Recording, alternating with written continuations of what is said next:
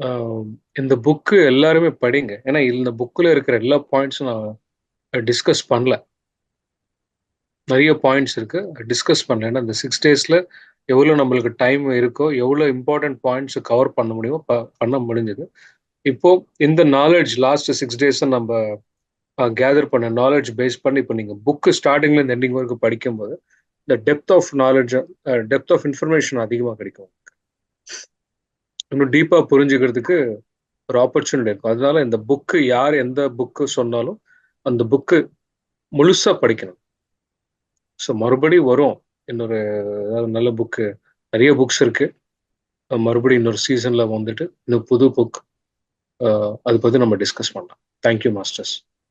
நீங்க உங்களுக்காக இந்த புக்கு சொல்றதுக்காக புக்கு படிச்சேன். அதனால எனக்கு கிளாரிட்டி வந்தது.